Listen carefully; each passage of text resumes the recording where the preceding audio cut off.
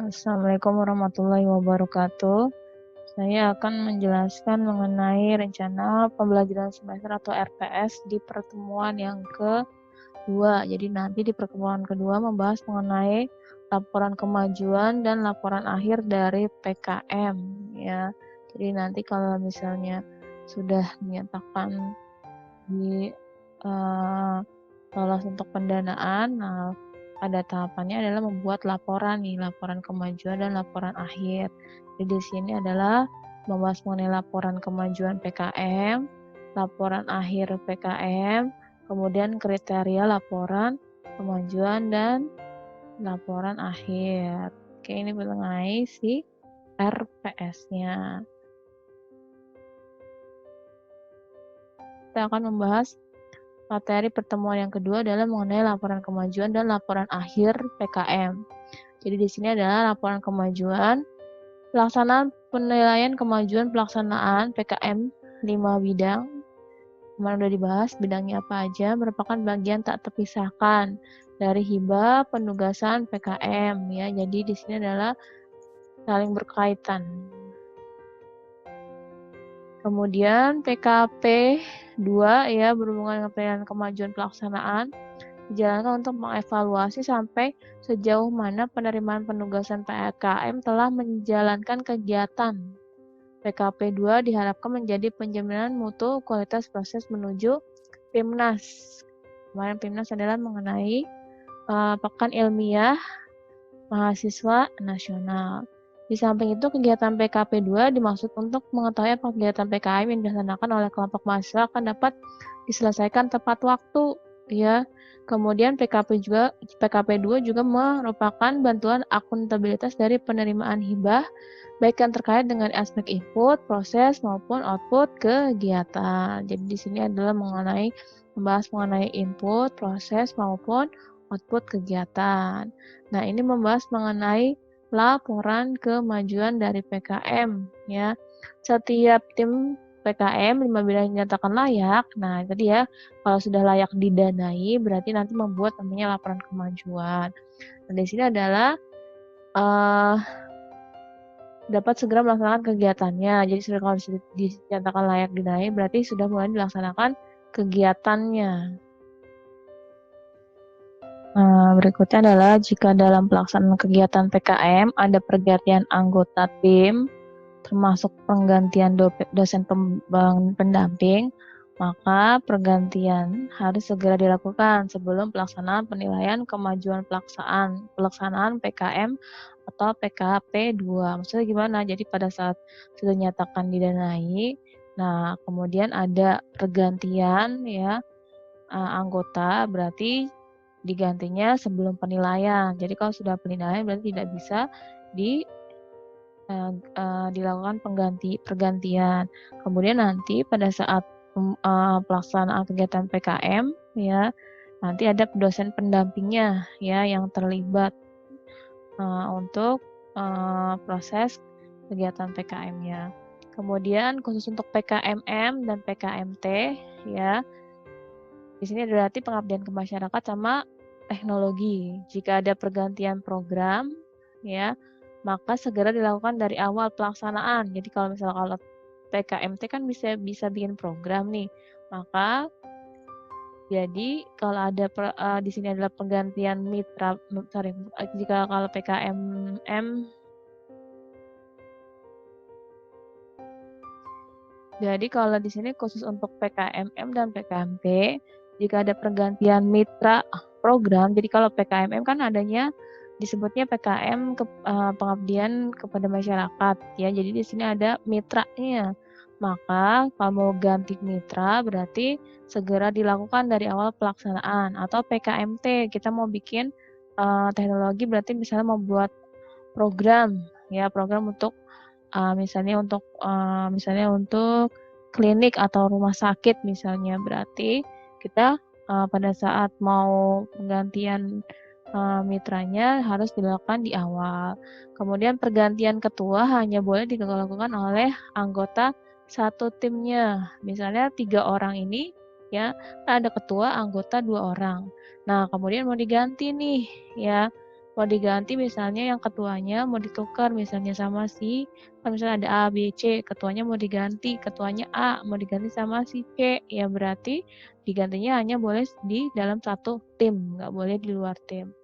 Pergantian anggota tim maupun mitra harus sepengetahuan pimpinan perguruan tinggi, ya, bidang kemahasiswaan dan dilaporkan secara tertulis ke Ditjen Bel Mawa. Jadi kalau ada pergantian tim ataupun mitra harus sepengetahuan perguruan tingginya, ya.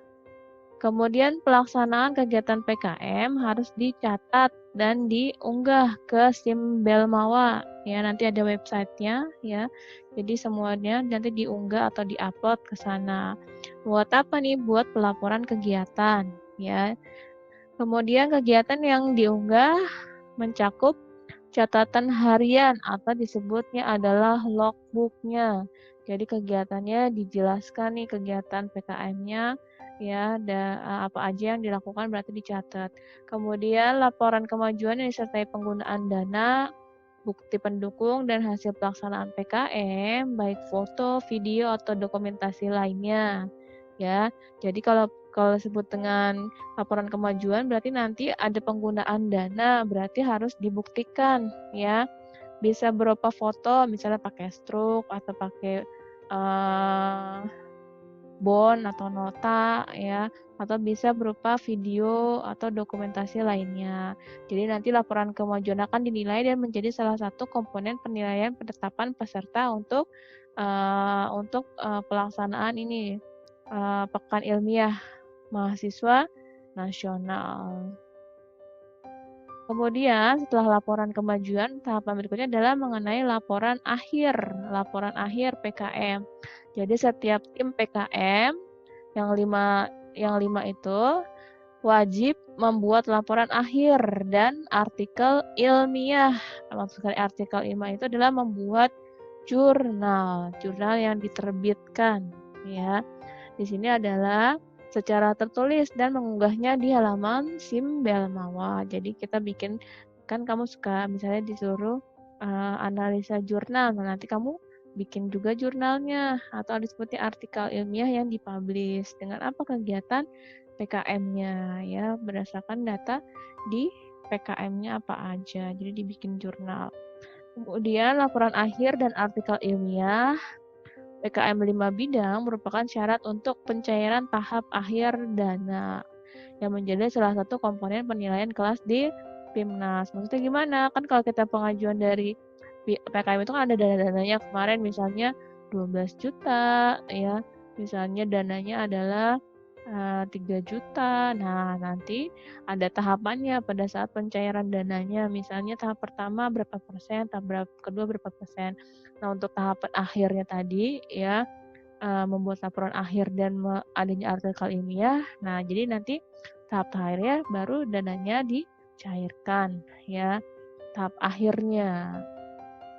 Kemudian tim yang tidak mengunggah laporan akhir dan artikel ilmiah sampai batas waktu yang ditentukan tidak dipertimbangkan sebagai peserta PIMNAS.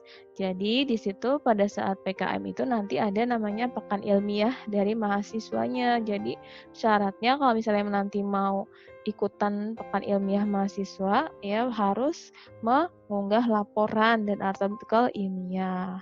Kalau misalnya enggak mengunggah berarti kemungkinan tidak bisa ikut pekan ilmiah mahasiswa gitu. Kemudian kriteria laporan kemajuan dan laporan akhir. Tiap tim pelaksanaan PKM 5 bidang diwajibkan untuk membuat laporan kemajuan dan laporan akhir yang disahkan ke pimpinan perguruan tinggi. Jadi nanti ada tanda tangannya dari pimpinan perguruan tinggi. Kalau di Nusa Mandiri ketua STMIK Nusa Mandiri. Kemudian laporan kemajuan ini formatnya ya, ada isinya mengenai format tulisannya, spasi ya, format tulisan ukuran times nomor ukuran 12, spasinya 1,15 spasi, kemudian kecuali ringkasan 1 spasi, ukuran kertasnya A4, maksimal 10 halaman ya. Inti ya, tidak termasuk halaman sampul, halaman pengesahan, daftar isi, daftar gambar dan lampiran. Jadi kalau 10 halaman itu intinya, di luar dari yang ini. Kemudian format laporan kemajuan ya dan laporan akhir mengikuti pedoman buku PKM buku 2 sampai dengan buku 9 mengenai tentang pedoman tiap-tiap bidang PKM. Ini sudah saya share ya tentang pedoman dari buku PKM-nya.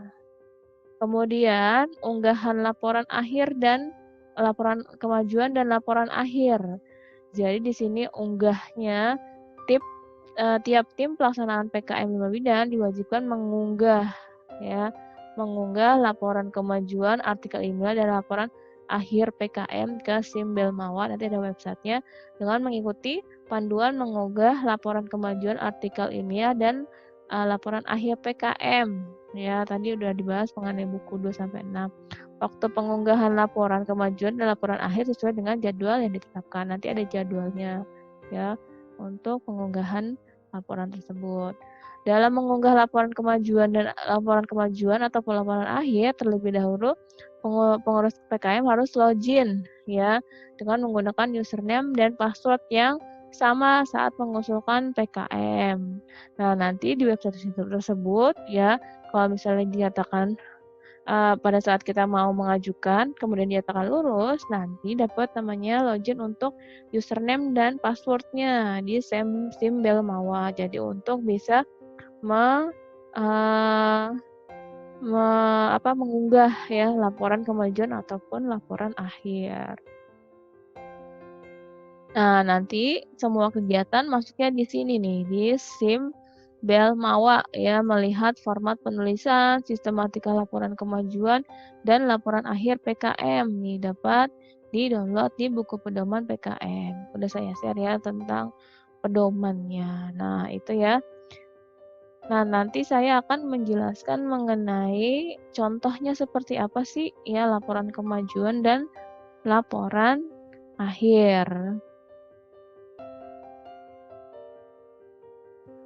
Nah, di sini saya akan menjelaskan mengenai laporan kemajuan. Ini contohnya ya, laporan kemajuan program kreativitas mahasiswa.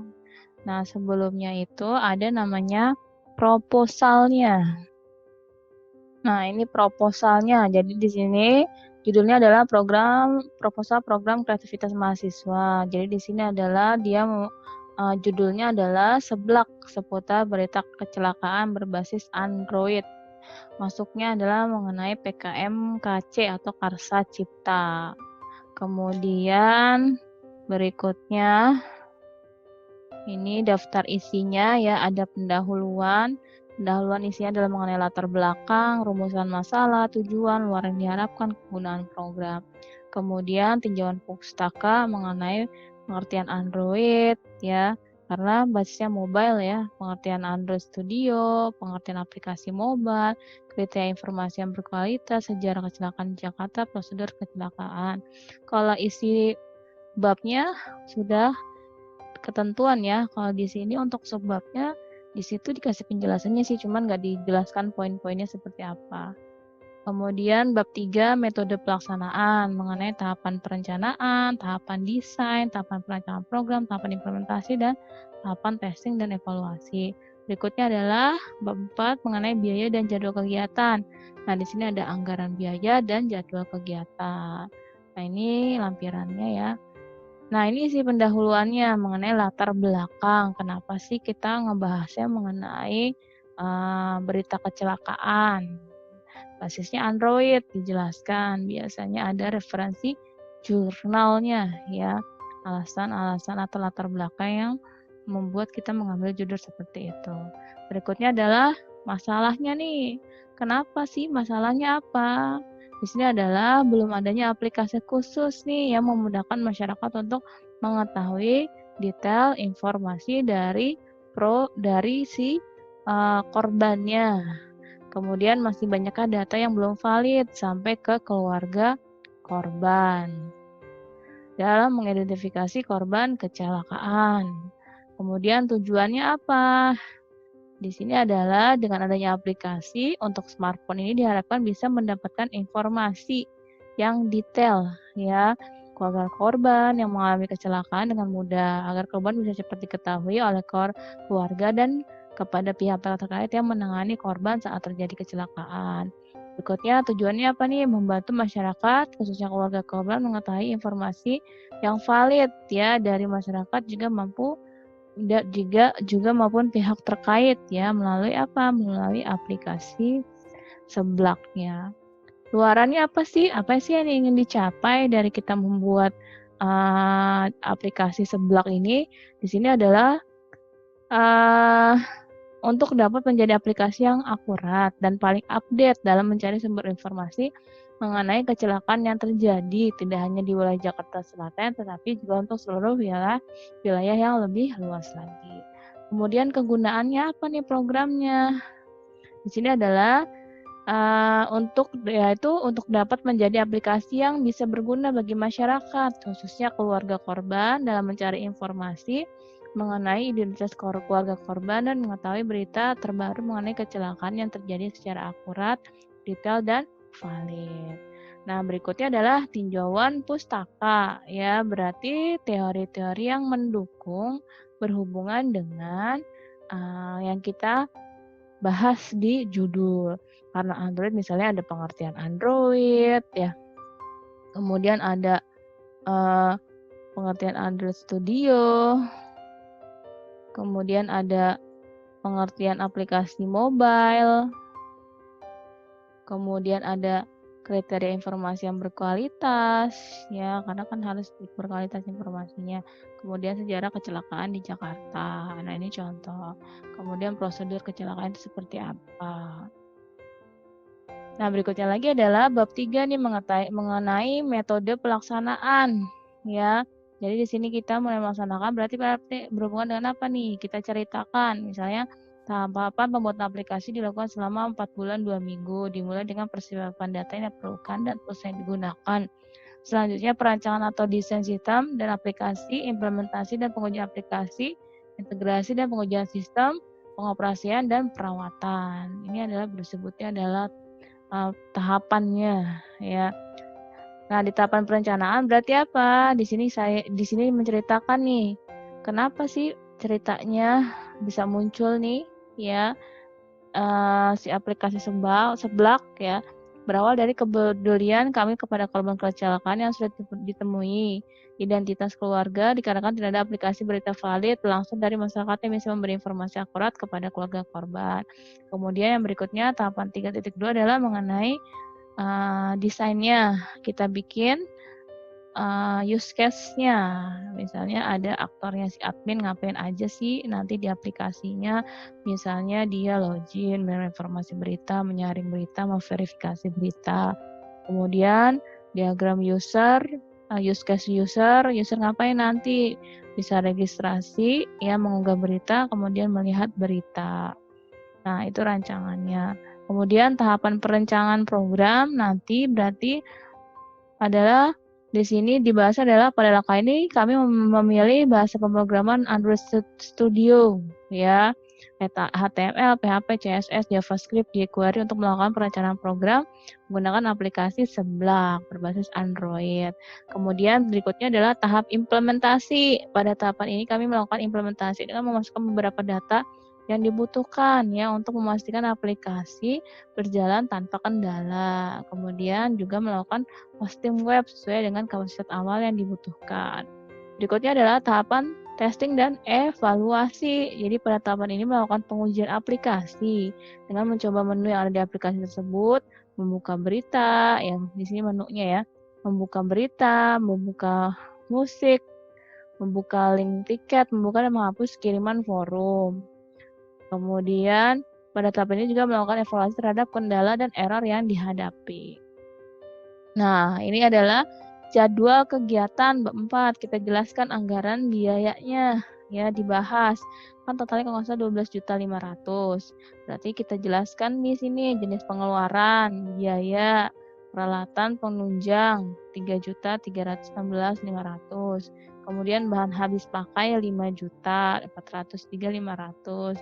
Perjalanan dan transport 1.350.000. Kemudian lain-lain 2.230.000. Dari totalnya adalah 12.300.000 ya. dari dana yang di dialokasikan itu 12.500.000 ya. 12.500.000. Nah, kemudian dibikinlah jadwal kegiatannya ya. Jadi kan kegiatannya adalah 4 bulan 2 minggu. Misalnya kegiatan bulan 1 ya, pengambilan data dan penyusunan laporan. Kemudian kegiatan nomor 2 di bulan yang kedua dari minggu ketiga sampai minggu ke 2 bulan 2 ya, desain perangkat lunak. Kemudian pengkodean dan implementasi bikin programnya nih, berarti di bulan kedua minggu ketiga dan minggu kedua minggu ketiga bulan kedua sampai dengan minggu kedua bulan ketiga.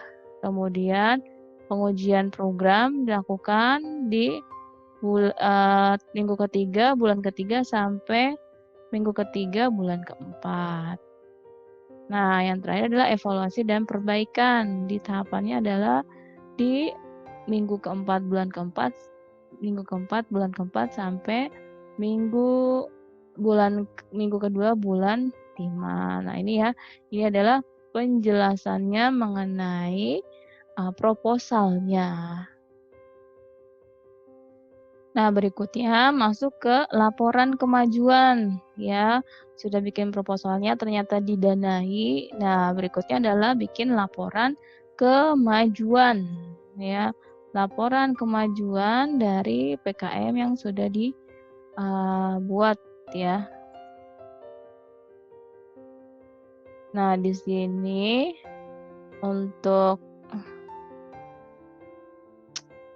babnya ya, ada bab pendahuluan, latar belakang, kemudian di pendahuluan latar belakang masalah, rumusan masalah, tujuan.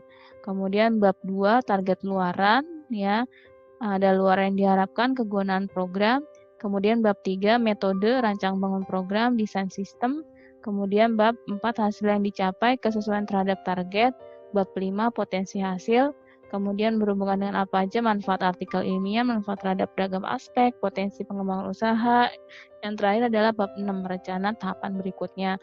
Untuk babnya sudah ditetapkan ya, untuk isinya di sini boleh disesuaikan seperti ini boleh. Nah, kemudian sama bab 1 kita ambil aja yang dari proposal. Ya. Kalau di sini untuk laporannya, untuk yang bab 1 dia pada saat sudah mulai pelaksanaan dari PKM-nya ya. Kegiatannya sudah mulai dilaksanakan. Nah, di sini misalnya apa kita jelaskan latar belakang masalahnya. Berarti banyak jumlah kecelakaan lalu lintas diiringi dengan terus bertambah jumlah korban kecelakaan lalu lintas. Dijelaskan tuh latar belakangnya. Mengapa? Karena itu diperlukan aplikasi Android. Kemudian dari hal tersebut, maka masyarakat khusus korban yang mengalami kecelakaan membutuhkan aplikasi yang tepat. Jadi kita menjelaskan nih ya mengenai latar belakang dibikinnya aplikasi seblak. Kalau di laporannya adalah berhubungan dengan laporan kegiatan yang sedang dilaksanakan. Kemudian rumusan masalah ya. Dari melihatnya latar belakang masalah di atas dapat disimpulkan bahwa permasalahan yang terjadi adalah belum adanya aplikasi khusus yang memudahkan masyarakat untuk mengetahui detail informasi korban. Kemudian masih banyaknya data yang belum valid. Nah, ini boleh ya diambil dari proposal boleh. Kalau yang di latar belakang dipersingkat lagi ya bahasanya. Kemudian tujuannya hampir sama yang tadi. Ya, dengan adanya aplikasi untuk smartphone ini diharapkan bisa mendapatkan informasi detail dan si korban yang mengalami kecelakaan dengan mudah agar korban bisa cepat diketahui oleh keluarga dan pihak-pihak yang terkait mengenai korban saat terjadi kecelakaan. Kemudian membantu masyarakat khususnya keluarga korban mengetahui informasi yang valid langsung dari masyarakat juga maupun pihak terkait melalui aplikasi seblak. Nah, kemudian target luarannya nih, kalau bab 2 di sini sudah beda ya. Ada target luaran yang diharapkan ya. Yang diharapkan di sini adalah dapat menjadi aplikasi yang akurat dan paling update dalam mencari sumber informasi mengenai kecelakaan yang terjadi hanya di wilayah Jakarta, tapi juga wilayah lebih luas. Kemudian kegunaan programnya apa di 2.2 menjadi aplikasi yang berguna bagi masyarakat, sebenarnya hampir diulang-ulang ya. Jadi tinggal dijelaskan aja sih manfaat dari programnya atau kegunaan programnya apa. Kemudian bab 3 masuk ke metode. Di sini adalah mengenai rancang bangun dari program. Kita jelaskan nih ya peralatan atau disebut hardware-nya. Hardware dan software-nya. Hardware misalnya butuh laptop, kemudian spesifikasinya ini ya. Kemudian butuh namanya smartphone Android karena basisnya adalah mobile. Ini disebut hardware. Kemudian berikutnya untuk software-nya misalnya pakai karena basisnya adalah menggunakan Android Studio ya. Kemudian ada XMPP-nya. Kemudian ada Adobe Dreamweaver dan Mozilla. Itu disebut adalah masuk ke rancang bangun. Berikutnya lagi adalah dibuat nih tampilan dari desain sistemnya ya, berhubungan dengan programnya, desainnya ya. Berarti masih bentuknya adalah prototipe-nya nih ya, tampilan prototipe-nya dibuat nih. Prototipe-nya dari si seblaknya, aplikasi seblaknya. Kemudian hasil yang dicapai dijelaskan nih kesesuaian terhadap target aplikasi seblak atau seputar berita kecelakaan berbasis Android hingga saat ini tengah dalam progres ya dengan persentase sebesar 80% dari target yang ada. Nah, kita buat nih tampilannya. Yang tadi kan rancangan, ini contoh tampilan Android-nya. Nih, tampilan Android. Sudah dibikin programnya. Kemudian bab 5 potensi hasil. Potensi hasil berarti apa? Kita membuat artikel ilmiah. Jadi diterbitkan dalam bentuk jurnal. Untuk apa sih? Biar orang-orang juga tahu nih bahwa ada aplikasi seblak ya. Ternyata bermanfaat. Jadi melakukan ide di sini adalah dapat menyampaikan suatu ide kreatif dari penulis yang mana kelak berpotensi menginspirasi pembaca dalam menuangkan ide-ide kreatifnya. Nah, di situ disebut dengan adalah makanya dibuat artikel ilmiah. Jadi artikel ilmiah ini adalah merupakan salah satu sarana publikasi hasil pemikiran secara ilmiah bersama dengan artikel ilmiah ini, maka ide kreatif dari pembuatan aplikasi berbasis Android dapat terpublikasi, berarti tercapai. Kemudian manfaatnya terhadap beragam aspek. Di sini adalah dilihat dari aspek sosial, aplikasi seblak berbasis Android ini dapat membantu para korban dalam menemukan informasi terkait korban tersebut dengan cepat dan akurat. Kemudian dari aspek humanisme ya. Jadi apa? Dapat meningkatkan kepedulian terhadap sesama manusia ya. Jika ada pengendara yang mengalami kecelakaan. Jadi di sini sebagai user aplikasi seblak juga bisa menolong korban dengan cara mengunggah info kecelakaan tersebut sehingga pihak keluarga korban bisa mengetahui dengan cepat mengenai keadaan korban.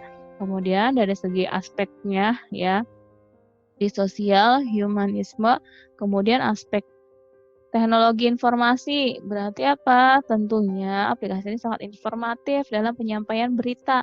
Dengan adanya aplikasi ini kita tidak perlu repot-repot membagi ulang berita informasi kecelakaan yang kita dapat dari orang lain. Bisa kan via WhatsApp ya di-share. Nah, ini bisa pakai aplikasi yang bisa dilihat oleh siapa aja nih. Menggunakan berbagai aplikasi messenger ya, maka dari itu aplikasi sangat membantu dalam membagikan dan mendapatkan informasi seputar berita kecelakaan secara efisien. Kemudian potensi pengembangan usaha. Jadi melalui aplikasi seblak ini membantu lembaga kemasyarakatan dalam penanganan dan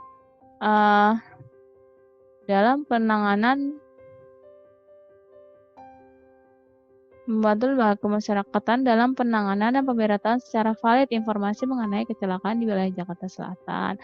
Kemudian aplikasi ini juga dapat merangkul pihak medis untuk menjadi jembatan informasi. Jadi pengembangan dari sistem ini misalnya bisa bekerja bersama dengan pihak medis ya, karena berhubungan dengan korban dan keluarga.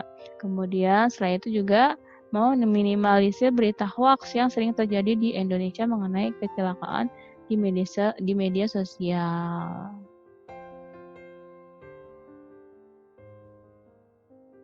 Kemudian bab terakhir ya, bab 6 mengenai rencana tahapan berikutnya.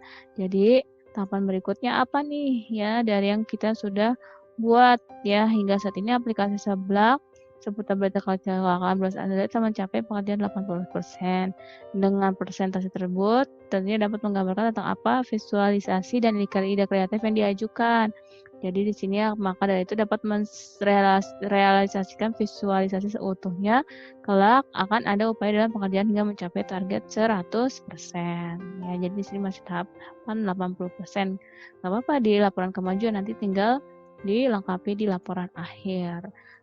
Nah, upaya tersebut penyempurnaan dari sisi fitur, misalnya tadi masih 80%, pasti ada fiturnya ditambahin lagi, kontennya, ya, kemudian ada informasi, jadi ada kontennya, ada fiturnya, dan info detail mengenai kecelakaan, jadi sehingga lebih akurat dan valid, serta dapat dipertanggungjawabkan. Nah, itu ya penjelasan mengenai laporan kemajuan. Nah, berikutnya masuk ke laporan akhir. Ya, laporan akhir untuk babnya sama ya, ada masuk ke pendahuluan, latar belakang, rumusan tujuan pustaka dibahas lagi di laporan akhir. Kemudian metode pelaksanaannya tadi juga udah sempat dibahas ya. Tadi sudah sempat dibahas. Nah, untuk isi subbabnya bersama dengan proposal ya, bab 1, bab 2, bab 3, kemudian bedanya adalah bab 4 mengenai hasil yang dicapai dan potensi khusus, kemudian terakhir penutup, kesimpulan, dan saran. Ini kan sama ya tadi, tinggal dipindahin, bab 2 juga sama. Kemudian bab 3 juga sama.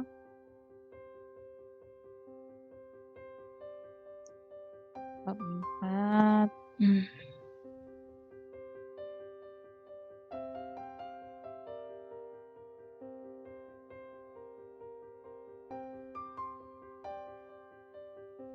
Nah, ini ya yang membedakan adalah ada hasil yang dicapai dan potensi khusus. Berarti hasilnya adalah bahwa aplikasi yang telah dibuat sebelumnya kini telah diperbaharui ya untuk tampilan dari aplikasi yang lebih baik dan lebih nyaman untuk digunakan oleh para pengguna. Karena kan tadi kalau di laporan kemajuan dibahasnya baru 80% selesai.